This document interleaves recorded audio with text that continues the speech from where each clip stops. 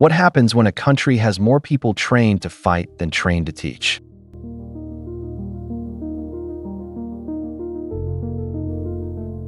In most countries, classrooms outnumber barracks. Teachers outnumber soldiers. Education budgets dwarf military spending. But not everywhere. In these 10 nations, the number of soldiers exceeds the number of teachers, sometimes by staggering margins.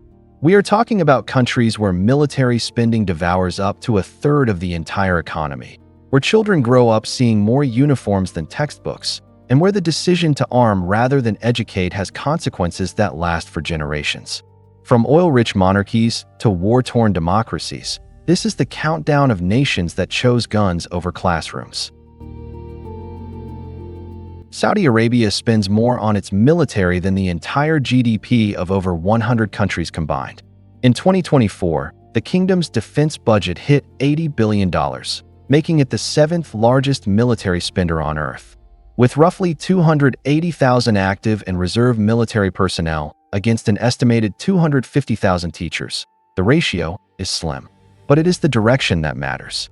Despite Vision 2030 promising to nationalize its workforce, Saudi Arabia still depends heavily on expatriate teachers. Nearly 40% of all educators in the kingdom are foreign nationals. The reason is simple. Bordered by Yemen, Iraq, and Iran, the kingdom treats military readiness as an existential necessity. And when you are sitting on the world's second-largest proven oil reserves, you can afford both an army and imported educators. The question is whether buying teachers from abroad is the same as investing in your own people. South Korea is an education superpower.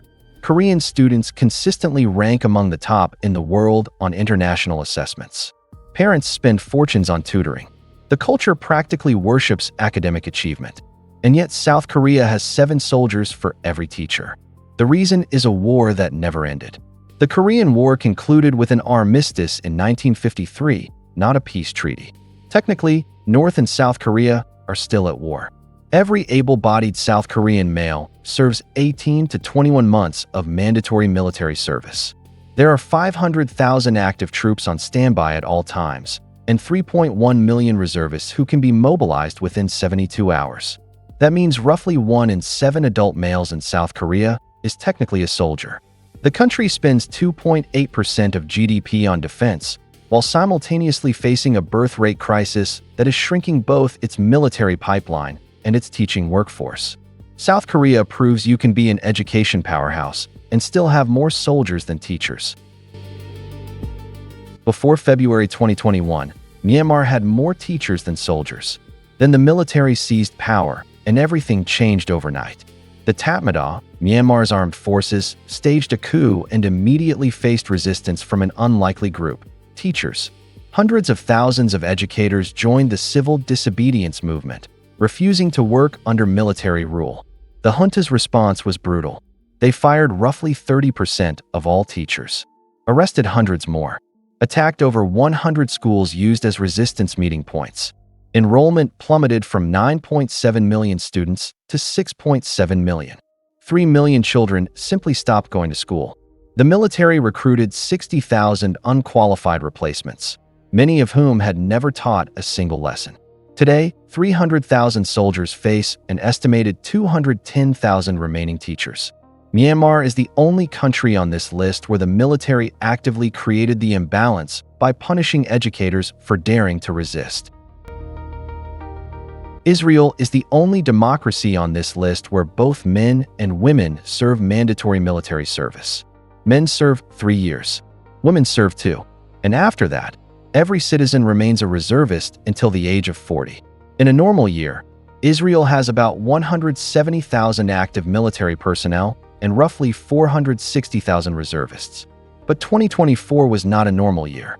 After October 7th, the government raised its reserve mobilization cap to 450,000, bringing total military personnel to over 630,000. Against roughly 180,000 teachers, that is a ratio of 3.5 soldiers for every educator. Military spending surged to 8.8% of GDP, the second highest military burden on earth. What makes Israel unique is that teachers routinely leave classrooms mid-semester for reserve duty.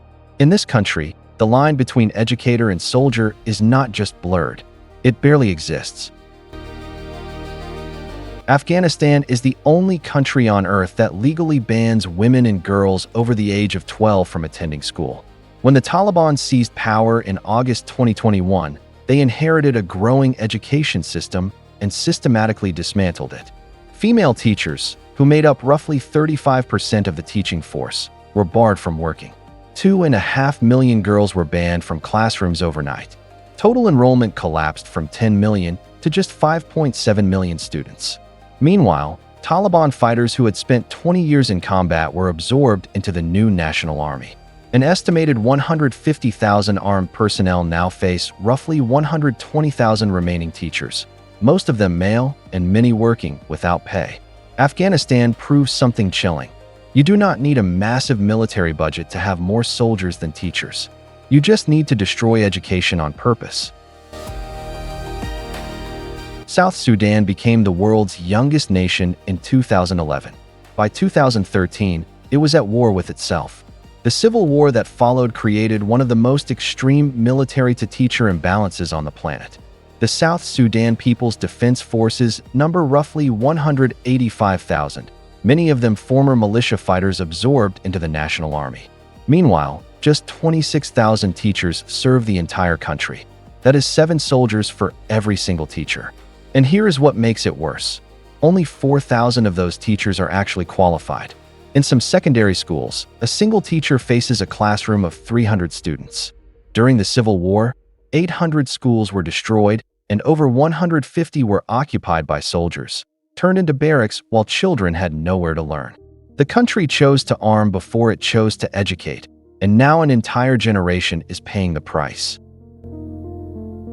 3 decades of state collapse have left Somalia with almost no functioning education system. Government spending on education in 2022 was just 0.16% of GDP, among the lowest on earth. The Somali National Army has roughly 30,000 troops, supplemented by an estimated 10,000 al-Shabaab fighters who control large swaths of territory. Against this combined force, only about 15,000 teachers serve the entire population, and fewer than 36% of them have any formal qualifications. In some regions, the ratio of students to qualified teachers exceeds 200 to 1. In the first half of 2025, attacks on schools disrupted learning for over 150,000 children. Al-Shabaab recruits children directly from classrooms and has used schools as military bases. In Somalia, becoming a fighter pays more than becoming a teacher. And until that changes, the gun will always outnumber the book. Before February 2022, Ukraine had more teachers than soldiers. It was a European democracy with a functioning education system, a growing tech sector, and no reason to expect what came next. Then Russia launched its full-scale invasion, and Ukraine became the most militarized country in Europe overnight. By January 2025, Ukraine's defense forces reached 980,000 personnel, making it the largest military on the continent. Military spending consumed 34% of GDP, the highest military burden of any country on earth, according to the Stockholm International Peace Research Institute. Against this force, roughly 450,000 teachers remain, many working in damaged or destroyed schools, some teaching in subway stations used as bomb shelters. What makes Ukraine unique on this list is that this was not a choice. Every other country here militarized by ideology, conscription, or state collapse. Ukraine was forced into it by an invasion. Only 12% of 2024 recruits were volunteers. The rest were mobilized. Ukraine is what happens when a country that values education is forced to choose survival over everything else. Eritrea has been called Africa's North Korea, and for good reason. Every citizen, male and female, is drafted into national service at the age of 18. The law says it lasts 18 months. In practice, it lasts indefinitely. Some Eritreans have been in military service for over 20 years. There is no discharge date. There is no appeal. If you try to leave, you are shot. Human Rights Watch titled their report on Eritrea, "They are making us into slaves, not educating us." With an estimated 200 to 250,000 active military personnel against just 13,000 teachers, Eritrea has 17 soldiers for every single educator. Teachers themselves are often conscripts, assigned to classrooms at military wages of roughly $30 to $50 a month. Thousands flee the country every year to escape the draft, many of them the very people who could have been teachers, doctors, engineers. Eritrea does not just have more soldiers than teachers. It turns potential teachers into soldiers and then wonders why nobody is left to teach. Number 1. And it is not even close. North Korea has 1.28 million active duty troops, the fourth largest standing army on Earth. Add reserves and paramilitary forces, and the number climbs to 7.7 million, nearly a third of the entire population. Against this, an estimated 300,000 teachers serve the country's education system, such as it is. That is a ratio of 25.9 soldiers for every teacher. North Korea has 289 military personnel for every 1,000 citizens, the highest military-to-population ratio on the planet by a massive margin. The Sungun, or military-first policy, established by Kim Jong-il, explicitly prioritizes the armed forces above everything else: food, housing, education, healthcare. Soldiers eat first. Teachers earn roughly $2 to $4 a month. Education exists not to develop critical thinking, but to reinforce ideology. Military spending is estimated at 25 to 30% of GDP, by far the highest in the world outside of active war zones. In October 2024, 1.4 million North Koreans reportedly applied to join the army in a single recruitment drive. When a country allocates nearly a third of its entire economy to weapons while its people survive on less than $1,800 a year per capita, the message is unmistakable.